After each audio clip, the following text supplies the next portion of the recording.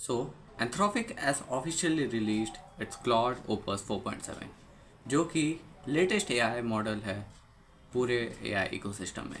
और based on the benchmark table जो कि क्लॉड एंथ्रोपिक ने प्रोवाइड किया है अपने वेबसाइट पे, Claude Opus 4.7 is beating almost all the available models present in the market like ChatGPT, Gemini, etcetera. So आज की इस वीडियो में मैं ये बताऊंगा कि कहाँ कहाँ क्लॉड 4.7 ChatGPT और Gemini को बीट कर रहा है। नंबर 2, कहाँ कहाँ क्लॉड 4.7 अभी भी लूज़ करता है Gemini और ChatGPT की रेस में। और नंबर 3, क्या डेवलपर्स को अभी भी क्लॉड ओपस 4.7 को यूज़ करना चाहिए और स्विच करना चाहिए कि नहीं। So without further delay let's get started. So moving to number 1, that is coding performance. So इस कैटेगरी में सबसे पहली और बिगेस्ट कैटेगरी है, बेंचमार्क है, जो वो है एजेंटिक कोडिंग। और इस चीज़ को चेक करने के लिए हमारे पास एक बेंचमार्क है, उसे बोलते हैं SWE बेंच प्रो। सो इस चीज़ का बेसिकली मतलब है कि AI कैसे real world GitHub software engineering issues को कैसे सॉल्व कर सकता है। सो इस इस कैटेगरी में क्लाउड 4.7 सबसे ज़्यादा आउट परफॉर्म करता है as compare to GPT and Gemini। So Claude 4.7 rate करता है 84.3% और GPT 5.4 रेट करता है हमारा 57.7% और Gemini 3.1 Pro is 54.2%। So moving to number two, that is terminal plus agentic workflows। इस टर्म का मतलब तो आप समझ ही गए होंगे कि AI आपके टर्मिनल में कैसे काम करता है। और इस चीज़ को चेक करने के लिए हमारे पास एक बेंचमार्क है, उसका नाम है SWE बेंचमार्क प्रो वेरीफाइड, और you can say SWE bench verified. So इस चीज़ का मतलब है कि कैसे AI टर्मिनल में काम करता है और उस रियल वर्ल्ड इश्यूज़ को सॉल्व करता है। और इस चीज़ को टेस्ट करने के लिए हमारे पास SWE बेंच वेरीफाइड है। और इस कैटेगरी में इस बेंचमार्क पे क्लाउड 4.7 रेट करता है 69.4%, beating the Gemini 3.1 Pro and GPT 5.5। And now moving to number 3, the reasoning improvements। So इस चीज़ को से तो आप समझ ही गए होंगे कि एक AI मॉडल कैसे रीज़न करता है गिवन क्वेश्चंस को और गिवन प्रॉम्प्ट्स को। सो टेस्ट करता है across broad categories like maths, science, history, geography etcetera. Like इस चीज़ से बेसिकली मतलब है कि क्या AI आपके डिफरेंट एकेडमिक टास्क को सॉल्व कर सकता है कि नहीं। सो इस बेंचमार्क पे क्लाउड 4.7 रेट करता है, स्कोर करता है 46.9% without using any tools like web search etcetera. और using the tools like web search और एनी अदर टूल्स ये रेट करता है अबाउट 54.7%, जो कि बहुत ही अच्छा स्कोर है as compared to any other LLM models. So moving to number 4, that is agentic search. और इस चीज़ को मेज़र करते हैं through BrowseComp. So BrowseComp basically test करता है how well and AI search the web, browse sources, find the correct information and reason over multiple web pages. So इस चीज़ में क्लॉड थोड़ा पीछे रह चुका है, क्योंकि क्लॉड स्कोर करता है about 79.3%, whereas GPT 5.4 rate करता है about 89.3%,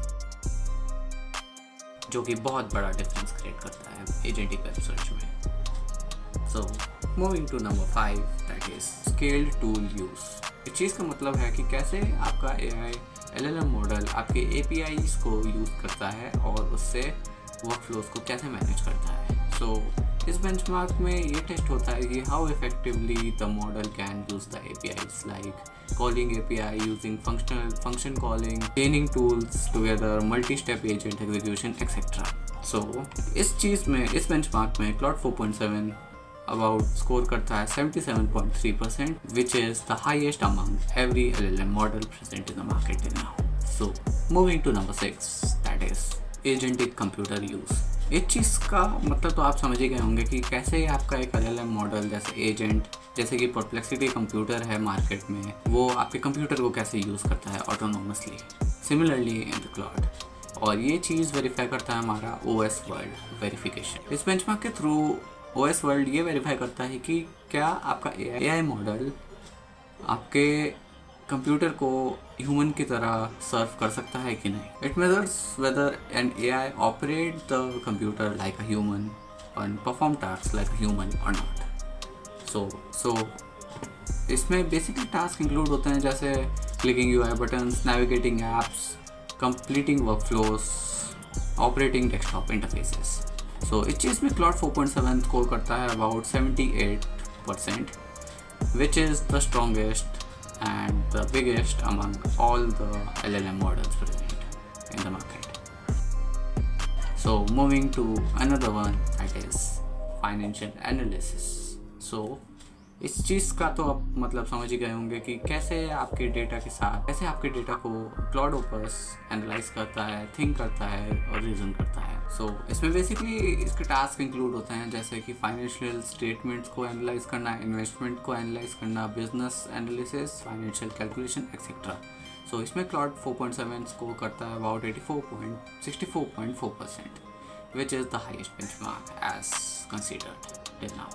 So moving to another one, that is cybersecurity vulnerability reproduction. So इस और ये टेस्ट होता है through CyberGym benchmark. So CyberGym test whether AI can understand vulnerabilities, reproduce exploits, analyze security issues, and debug security flaws in the computer. So CloudOpus 4.7 score करता है about 73.1%।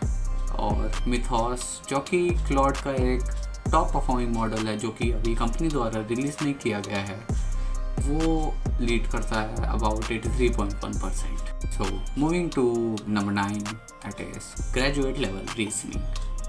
और इस चीज़ को टेस्ट करता है through GPQA diamond. So GPQA diamond ये एक बेंचमार्क है जो PhD लेवल के क्वेश्चंस पूछता है और LLM को थिंक करने के लिए फोर्स करता है to answer the questions.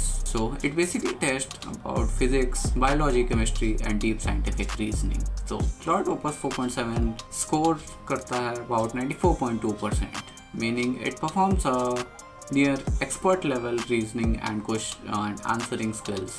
So moving to number 10, that is visual reasoning.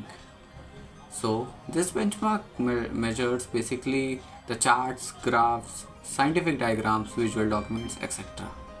So Claude 4.7 rate करता है about 82.1% without using any tools, external tools like designing, अलग अलग tools जिसके थ्रू Claude डिज़ाइन कर सकता है, और with tools 91.0%, which is the excellent multimodal performance till yet. So moving to number 11, that is multilingual questioning. So इस benchmark का मतलब है कि कैसे एक LLM डिफरेंट लिंग्विस्टिक लैंग्वेजेस में अपने प्रॉम्प्ट्स को हैंडल कर सकता है। So it evaluates language understanding, translation quality, multilingual reasoning and cross language interpretation knowledge, cross language knowledge. So Claude 4.7 score करता है about 91.5%. So Gemini rate करता है about, Gemini leads this by 92.6%. So moving to another one, that is weaknesses. So in इस सारे benchmark Claude 4.7 दो aspects में loose करता है from GPT and Gemini, that is agentic search and number second is multilingual. So agentic search में GPT is the best and multilingual approach में Gemini is the best.